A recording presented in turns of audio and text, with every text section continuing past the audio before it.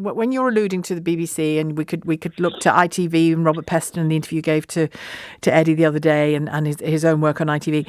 These are good, absolutely good and trustworthy reporters saying unnamed people.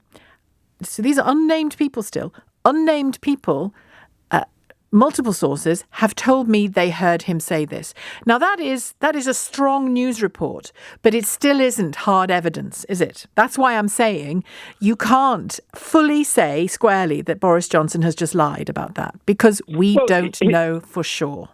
Was it? But he is a proven liar, though, Sheila. I accept your point regarding the sources and people coming forward. But he is a proven liar. The 350 million nonsense during Brexit didn't get fired 12 years ago for lying about a relationship. The guy is a proven liar. Yes, so why should I not believe sources that are coming from that I imagine have been checked and vetted? With and you are quite within your rights to think that the Prime Minister is lying again. You are quite within your rights to think so. But in a conversation like this on the radio, we have to talk about what we absolutely know. And these aren't things that we absolutely know. You can have a hunch that you're right, and you can look at past records and think it points to it being true, or that the type of things that typically come out of his mouth, which are quite loose and lazy sometimes historically, point to him being capable of saying this kind of thing. And it's a horrible thing to have said if he said it. But I still don't think you can say he definitively just lied to Parliament. So to what extent do we accept the news that's coming from the likes of the BBC then and the Daily Mail? To the extent, I'm not suggesting that those reports are wrong. I'm saying that they are news reports from unattributable names. So you as a voter, me as a voter, we make our judgments about what we think of the politicians that are placed before us. And you've made your judgment, and you are quite within your rights to. But all I am saying is we don't know yet who paid for the flat and how or when, and if anything, any strings came with it. And we don't know precisely what was said in that room until somebody is prepared to go on the record. He lied today? Do you think he lied today to Parliament, or are you unwilling to make a judgment? No, I'm not unwilling to make a judgment, but I don't know whether you heard Theo's report with me at the top of the programme when he said Keir Starmer's question was, are you able to tell the Commons whether you said this or not?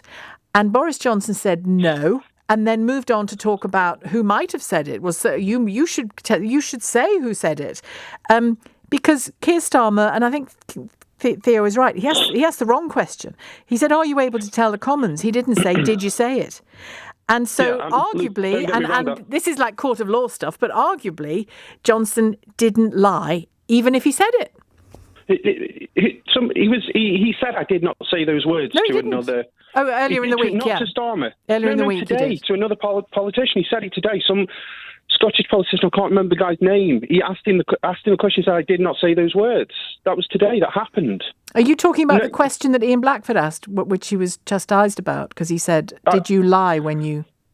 He asked the Prime Minister if he lied. Yes. Well, he was told he couldn't ask that question because of unparliamentary language.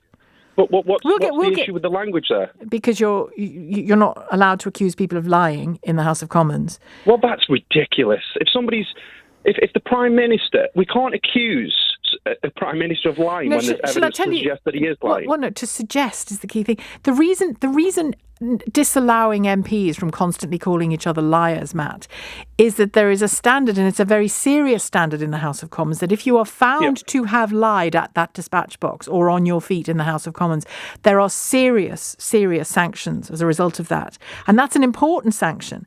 So the L word, as it's often called in the Commons, is something that cannot be thrown about lightly. So I don't think it is being.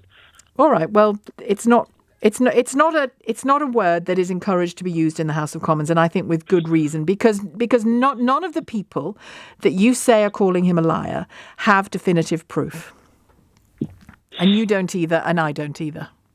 True. Okay, fair enough. But we know that the man is a proven liar. So what should change? On other matters. Yes, he is. On other matters. Yes. But why can we not press him in Parliament to find out whether or not he is lying? I don't understand your logic. It's the Speaker's responsibility to control the conversation and the tone of it. It is, I appreciate that. And he did. But you've misunderstood my point. I do not think for a minute that Boris Johnson shouldn't be pressed in Parliament on whether he said X, Y or Z. Of course he should. But Keir Starmer didn't quite get it right today because he gave him an out. He said, can you tell the Commons whether you said these things? So Boris Johnson answered the first part of that question. No, I can't tell the Commons. No, thanks. I don't want to. So he needs to ask a sharper question next time. Did you say this or didn't you, is what the question is.